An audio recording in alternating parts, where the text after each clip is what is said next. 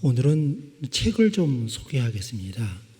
조금 어려운 책이긴 하지만 또 관심 있는 분들은 좀 보셔도 될 것 같아요. 우리 신학에 영성신학이라고 있습니다. 영성신학, 또 영성에 관해서 관심을 많이 갖고 계신 분들이 있습니다. 그래서 또 책도 많이 보시고 또 어떤 영성 훈련 또는 그런 어떤 프로그램이 있으면 가서 이렇게 참여하시는 분도 많이 계신데, 그 영성신학이나 또는 영성에 관심 있으신 분들이 보아야 할 어떤 고전적인 책이라고 보면 되겠습니다. 16세기의 영성가로 알려진 그 이름 앞에 조금 특이한 별명이 붙어 있어요. 십자가의 성 요한이라는 사람이 있습니다. 성은 세인트, 성인 그런 뜻으로 붙이는 거죠.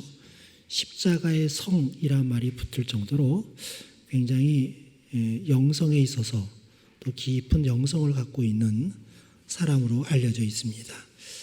이 십자가의 성 요한이 쓴 책 가운데 세 권을 소개하면, 대표적인 게 가르멜의 산길이라는 책이 있습니다. 제목이 그렇지만 보면은 또 많은 생각을 하게 하는 책입니다. 가르멜의 산길. 두 번째는 영혼의 노래라는 책이 있고, 오늘 좀 소개하려는 어두운 밤이라는 책이 있습니다. 조금 어려워요. 저도 좀 읽어봤는데 좀 이해가 조금 힘들지만 그래도 열심히 보려고 하면 또 이해가 될 수 있을 것 같아요. 영성에 관한서는 좀 고전적인 책이라고 보는데, 이 어두운 밤에 대해서, 어두운 밤은 우리가 좀 밤이라는 게 조금 부정적인 이미지가 있잖아요. 그런데 이 어두운 밤에 대해서 두 가지로 생각하면서 이 책을 보시면 될 것 같아요. 첫 번째, 어두운 밤이라는 것은, 첫 번째는 영혼의 어두운 밤이다. 우리 영혼이 어두워진다 생각하면 돼요. 그럼 좀 부정적인 뜻이죠. 밤이라는 게 좀 그런 뜻이 있으니까.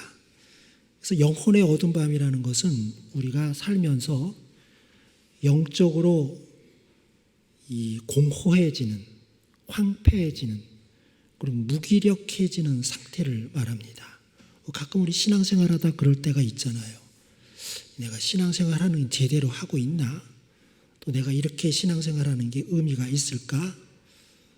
또 내 스스로 그렇게 생각하기도 하고, 우리가 살아가는 세상살이가 너무 힘들다 보면 또 그런 생각이 또 들 수도 있을 것 같아요. 아주 공허하고 황폐해지고 그리고 무기력해지는 그런 영혼의 밤을 어두운 밤이라고 해석하면 또 이해가 될 수 있겠죠. 그러나 또 한 가지는 꼭 그렇지만은 않다 이거예요. 밤이라는 게 우리가 혼자 있는 시간이고, 때로는 많은 생각을 할 수 있는 시간이고, 또 조용하고 고요한 가운데 하나님을 찾을 수 있는 시간 아닙니까?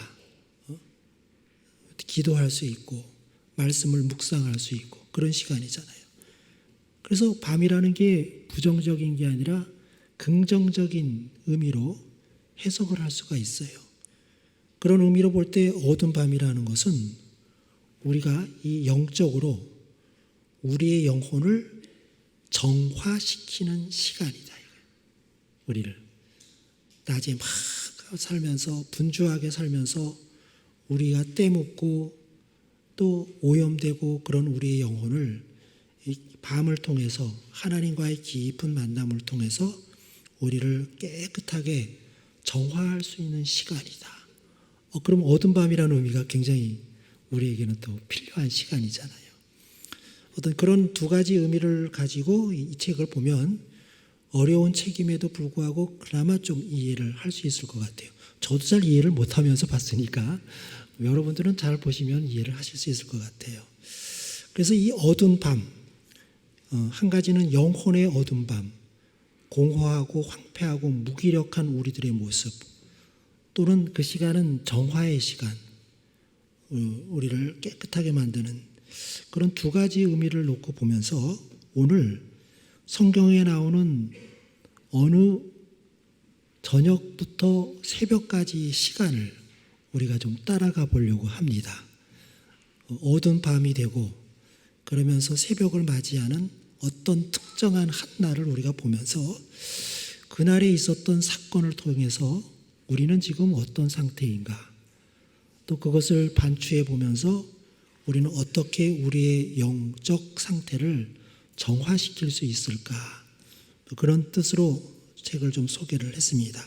그 책이 그런 내용이라는 건 아니에요. 제목이 그러면서 의미가 그런 뜻이 있다는 겁니다. 오늘 어느 날 이 저녁부터 새벽까지의 시간을 볼 때 그 배경을 먼저 보려고 합니다. 그 밤이 있었던 바로 직전에 있었던 여러 가지 상황을 설명할 텐데, 네 가지로 설명을 드리면 예수님을 따르는 사람들의 모습입니다. 예수님께서 이제 마지막 유월절, 십자가에 못 박혀 죽으시기 직전, 그때죠. 마지막 유월절을 지키시려고 예루살렘에 오셨어요.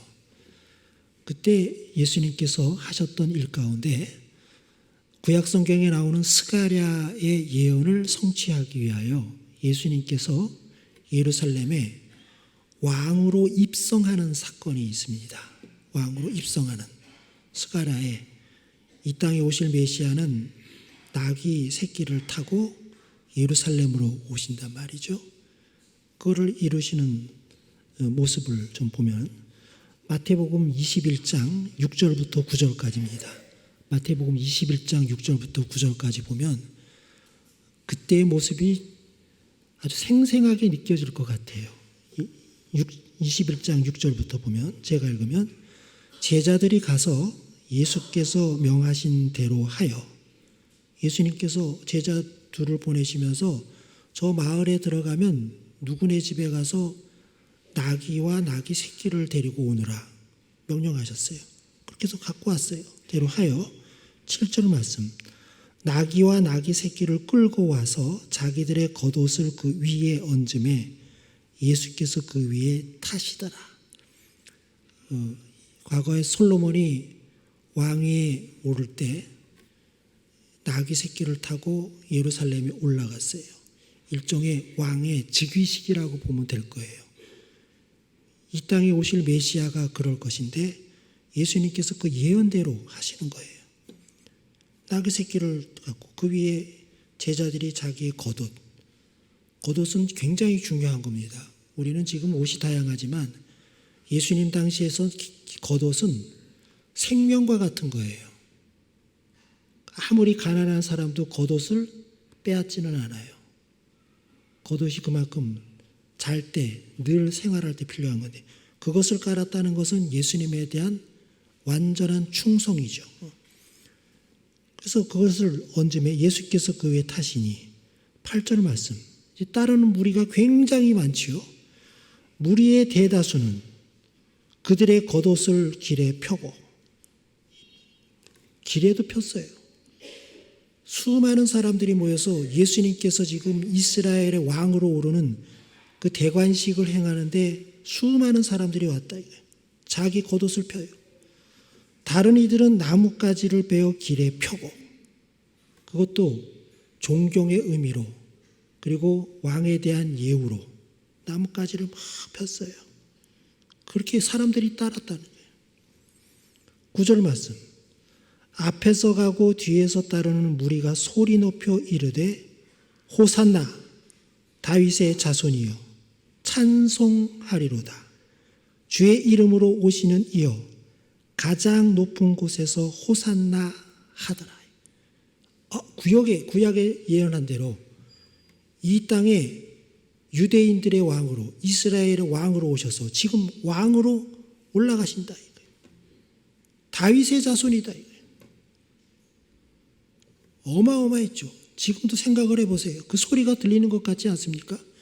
호산나라는 소리가 곳곳에서 들려온단 말이에요.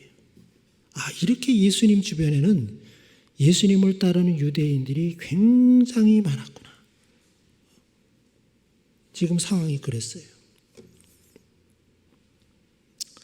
이 유대인들만 예수님을 따른 게 아니죠. 예수님을 가장 열심히 따른 사람들은 예수님의 12 제자들입니다. 거의 3년 동안, 지금 나오는 본문이 나올 때까지 거의 3년 동안 예수님을 따라다닌 제자들이에요.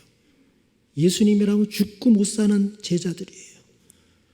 심지어 베드로 같은 경우는 이런 얘기를 해요. 다른 사람은 다 예수님을 버리더라도, 자기 주변에 같은 제자들이 있는데도 불구하고 아주 공적으로 얘기하는 거예요. 다른 사람이 다 예수님을 버릴지라도 나만큼은 예수님을 버리지 않겠습니다. 이거 거짓말이 아니지요. 진짜 말이에요. 예수님에 대한 충성이에요. 마태복음 26장 33절을 보겠습니다. 33절. 베드로가 아주 다른 제자들이 있는 데서 공적으로 얘기하는 거예요. 26장 33절 제가 읽으면 베드로가 대답하여 이르되 모두 주를 버릴지라도, 예수님을 따라다니는 사람뿐만 아니라 여기 있는 우리 같은 나의 동료인 제자들도 다 버릴지라도 나는 결코 버리지 않겠나이다. 대단한 충성이에요. 베드로가 이런 마음으로 예수님을 따라다녔구나. 베드로만 그랬습니까? 나머지 11명의 제자들은 어떻습니까? 똑같은 마음이에요.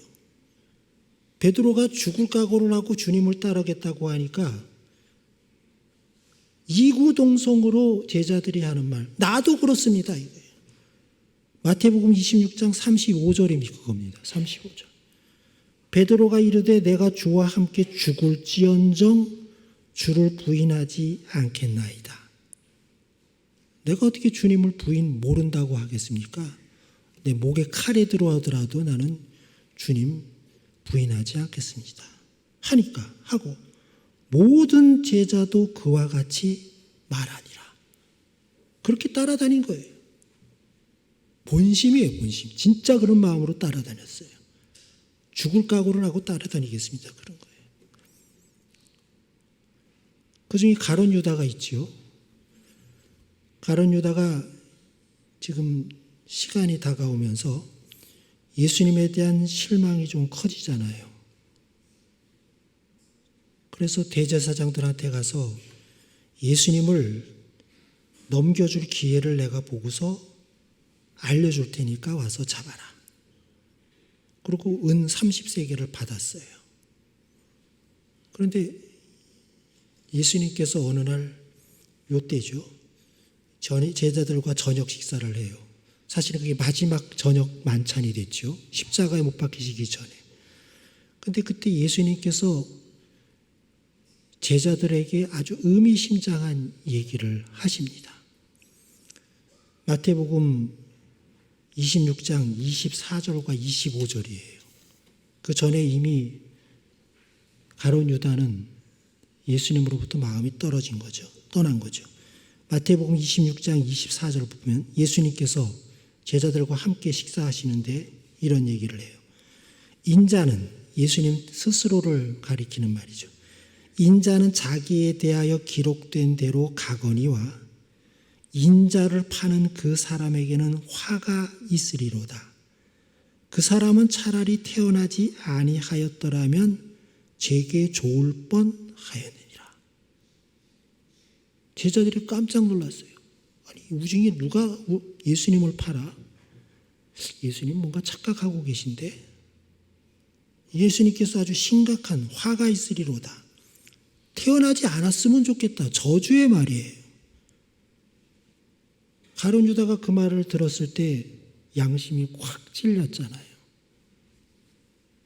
그런데 다른 제자들이 있으니까 제자들도 누구야? 아무도 그럴 사람이 없다고 생각하니까 가룟 유다도 아닌 척해야 돼요. 25절이 그겁니다.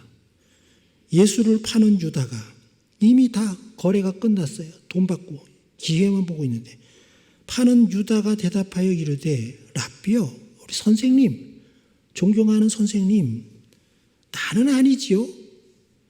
사실은 자기인 걸 너무나도 잘 알고 있는데 다른 제자들에게 들키면 안 되니까 나는 아니지요. 그런 거예요. 예수님도 이에 대해서 아주 애매하게 대답하세요. 내가 말하였도다 하시니라. 너다 그러고 하지 않고 너가 지금 말하고 있구나 라고 하니까 제자들은 무슨 뜻인지 몰라요. 가룟 유다는 알아요. 아, 예수님이 내가 예수님을 팔아넘길 거를 알고 계시는구나. 뜨끔했겠죠. 그래도 다른 제자들한테 자기의 그런 모습을 드러내지 않기 위해서 나는 아니지요. 그러는 거예요. 자기는 아니다 이거예요. 이런 상황이 지금 벌어졌어요. 그러고 나서 예수님께서 식사를 하시는 그 만찬, 그리고 저녁이 되고 한밤중이 되고 새벽이 되고 이른 아침이 다가오는 그 한밤이 되는 거예요. 그 날을 기록한 것이 오늘 읽은 본문 말씀 고린도전서 11장 23절입니다. 바울이 주께서 들은 그 날을 기록한 거잖아요. 고린도전서 11장 23절 말씀 제가 읽으면 내가 너희에게 전한 것은 사도 바울이 편지를 쓴 거죠. 주께 받은 것이니 예수 그리스도께서 받은 것을 내가 적는다. 곧 주 예수께서 잡히시던 밤에 떡을 가지사 최후의 만찬 우리가 알고 있는 제자들과의 마지막 저녁을 드시면서 떡을 가지고 포도주로 드셨잖아요. 근데 그거를 뭐라고 표현하냐면 잡히시던 밤이래요. 그 밤에 모든 게 다 끝나버렸어요. 잡히시던 밤. 근데 이 잡히시던이라는 뜻이 참 우리에게는 아픈 단어예요. 잡히시던이라는 것이 헬라어로 파라디데토라는 단어인데 이걸 정확하게 표현하면 뭐냐면 배신이라는 거예요. 배반. 잡히셨으니까 배신당하신, 배반당하셨던 밤이다. 영어 성경에도 그렇게 단어가 쓰여져 있죠. 그래서 이 잡히시던 밤을 다른 말로 표현하면 배신의 밤이라고 표현하면 돼요. 배신의 밤. 그 하룻밤에 그게 다 이루어졌어요. 조금 전까지 환호하는 유대인들, 다른 사람은 다 버려도 나만큼은 예수님을 버리지 않겠다고 했던 베드로, 목숨을 걸고 예수님을 부인하지 않겠다 했던 제자들, 심지어 예수님을 팔 생각을 하면서도 이미 다 정해놓고서도 예수님 앞에서는 나는 아니지요 라고 했던 가룟 유다. 그들이 이 하룻밤 사이에 무슨 일이 벌어졌냐 이거예요. 참 이 잡히시던 밤, 배신의 밤이 일어났던 사건이 마치 영혼의 어두운 밤처럼 사람들의 영혼을 황폐하고 공허하고 무기력하게 만드는 밤이 됐다 이거예요. 그 순서대로 따라가 보면 저녁 시간에 가룟 유다가 예수님으로부터 그런 뜨끔한 양심에 찔리는 말을 듣자 이제 더 이상 여기 있어서는 안 되겠다. 자칫하면 예수님을 넘겨줄 기회를 잃어버릴까? 그 저녁 식사 자리에서 일어나서 사라져요. 대제사장들에게 가서 예수님을 체포할 수 있는 무장한 사람들을 이끌고 오려고 떠나버려요. 이게 시작이에요. 이게 시작. 우리는 가룟 유다만 생각하면 배신자 생각하는데 사실은 이게 시작이라 해요. 도화선이라는 게 있잖아요. 폭약을 터뜨릴 때 길게 이어진 심지, 거기에 불을 붙이면 이것이 타오르다가 일정 시간이 되면 터져버리듯이 이게 도화선에 불을 붙인 격이 됐어요. 가룟 유다가 떠났다 이거예요. 예수님으로부터 자리에서 떠났어요. 배신의 밤은, 사도 바울이 얘기한 잡히시던 밤, 배신의 밤은 이렇게 가룟 유다에 의해서 시작이 됐을 뿐이에요. 시작. 그 다음에 또 뭐가 있다는 뜻이에요. 저녁에. 그래서 가룟 유다는 무리를 이끌고 갔어요. 그리고 한밤중에 무리를 이끌고 예수님께서 기도하시는 감람산에 와서 예수님과 그 제자들과 대치를 하는데, 제자들은 갑작스러운 상황에 당황스럽긴 하지만 무슨 생각을 하느냐? 예수님께서 여기 있는 사람들도 당연히 물리칠 수 있을 거라고 생각을 했어요. 그런데 웬걸 예수님께서 아무 저항 없이 순수히 잡히시고 끌려가시게 되더라 이거예요. 아니, 예수님 이러시면 안 되는데, 뭔가 예수님이 나서기만 하면 제자들도 함께 싸울 준비를 했는데 너무 허무하게 예수님이 잡혀버리거든요. 그 모습을 보면서 함께 했던 제자들이 너나 할 것 없이 다 도망갔어요. 다 도망갔다며. 예수님 혼자 남겨놓고 다 사라졌어요. 제자들이 배신하더라 이거예요. 그 밤이에요, 그 밤에. 아니, 목숨을 내걸고서라도 예수님을 부인하지 않고 지키겠다고 했던 제자들이 다 사라졌어요. 배신의 밤은 이렇게 제자들에 의해서 더 어두워지고 캄캄해졌어요. 그리고 또 시간이 흘러갑니다. 예수님이 끌려가지고 대제사장에 있는 성전 뜰에 가서 신문을 받고 그래요. 그것을 멀리서 보던 베드로가 거기에 와서 예수님이 어떻게 될까 보는데 불을 쬐고 있었더니 옆에 있는 조그만 소녀가 와서 당신도 예수님과 같이 있었던 사람 아닙니까? 깜짝 놀라면서 하는 말. 나는 아닙니다. 나 아니야. 여러 사람이 되풀이해서 물을 때마다 나는 아니야.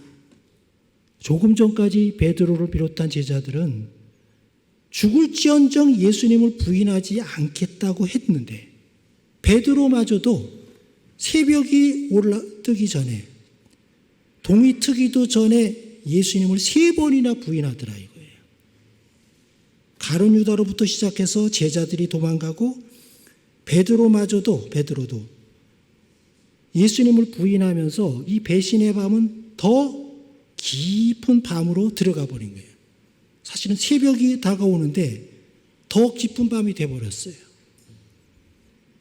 그 다음에 예수님께서 빌라도에 가서 재판을 받잖아요. 빌라도는 웬만하면 예수님을 풀어주고 싶은데 그때 몰려있던 유대인들은 어떻습니까? 조금 전까지 예수님을 이스라엘의 왕으로 호산나하며 다윗의 자손이라고 찬송하면서 따라왔던 유대인들은 다 사라지고 거기에 몰려든 사람들은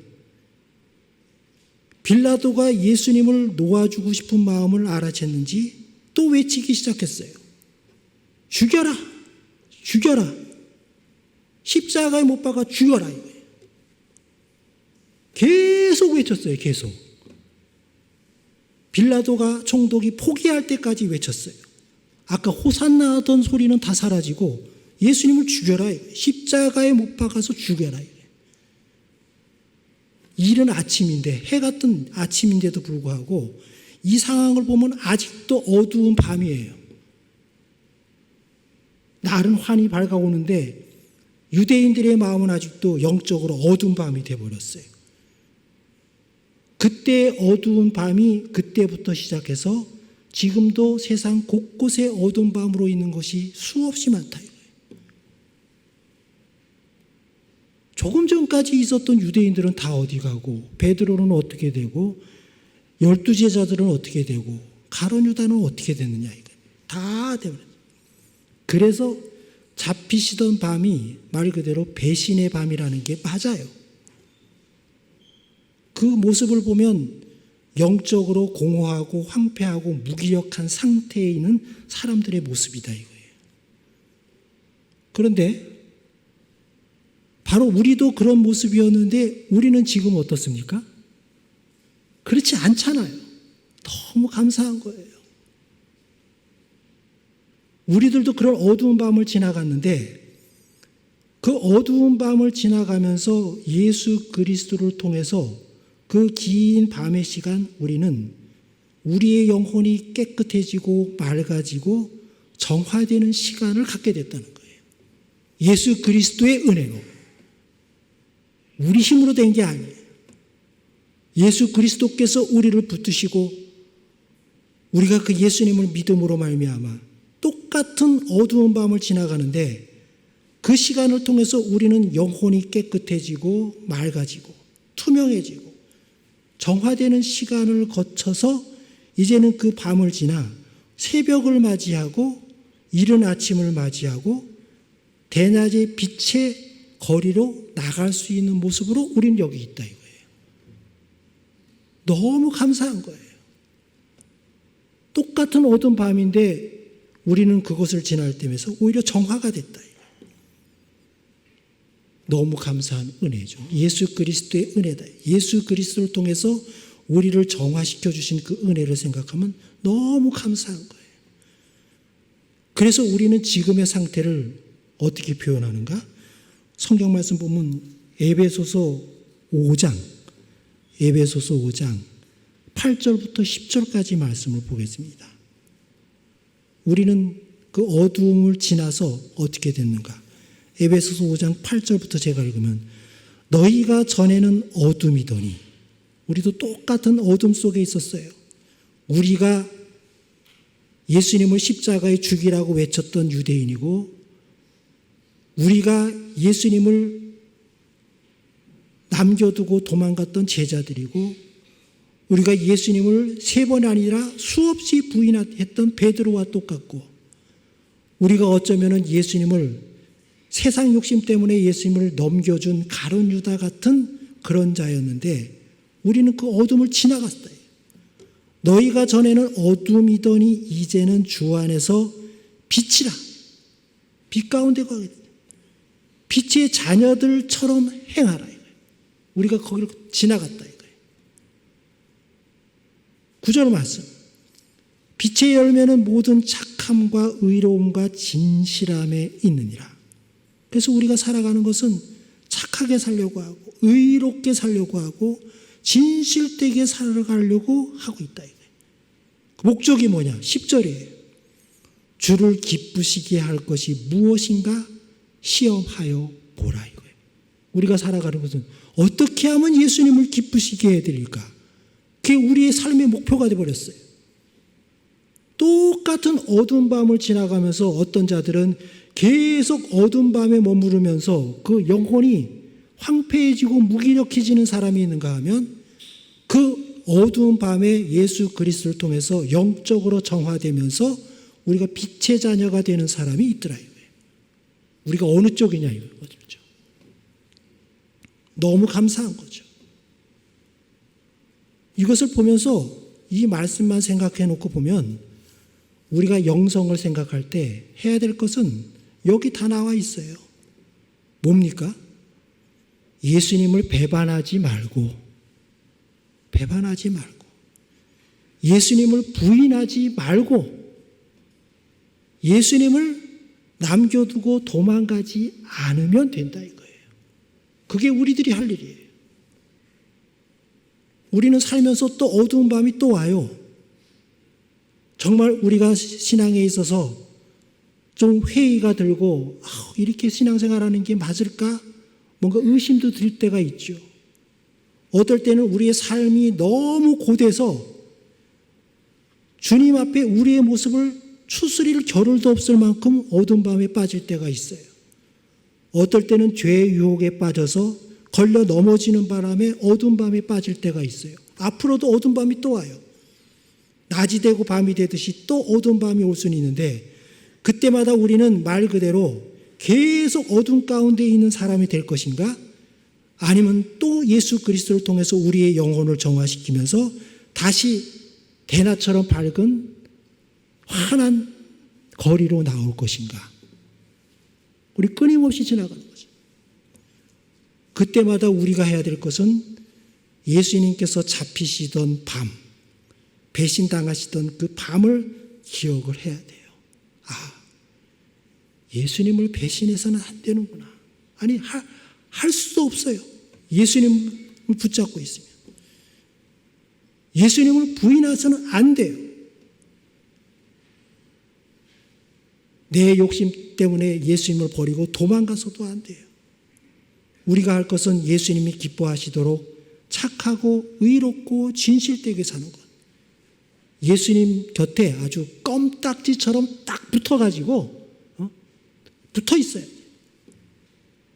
그게 우리의 영성이다 이거예요. 그 영성. 어두운 밤을 지날 수 있는 방법이다. 이미 우리는 빛의 자녀가 됐습니다. 여기 계신 분 다 빛의 자녀예요. 그러나 또 때로 우리가 어두운 밤을 지나게 될 때마다 그 시간이 우리의 영혼이 다시 황폐해지는 시간이 아니라 그 시간 더욱더 기도하고 예수님을 생각하고 말씀을 묵상하면서 예수님을 통해서 우리의 영혼을 더욱 정화시키는 깨끗하게 만드는 성도가 되기를 주님의 이름으로 축원합니다. 예수님 딱 붙어 있어야 돼요. 배신하지 말자. 부인하지 말자. 예수님 혼자 남겨두고 도망가지 말자. 항상 예수님 곁에. 그래서 예수님과 함께 환한 빛의 길을 걸어가고 빛의 자녀로 살아가는 성도가 되기를 주님의 이름으로 축원합니다. 기도하겠습니다. 하나님 아버지, 우리는 때로는 어두운 밤을 지나갈 때가 있습니다. 그럴 때마다 우리는 어떤 길을 가게 될까요? 우리의 영혼이 더 황폐해지고 그리고 공허하고 무기력한 상태가 되지 않을까?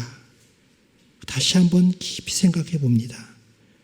그럴 때마다 우리는 다시 한번 예수님을 붙잡고 예수님을 통해서 우리의 영혼을 정화시키는 시간이 되게 하여 주시옵소서.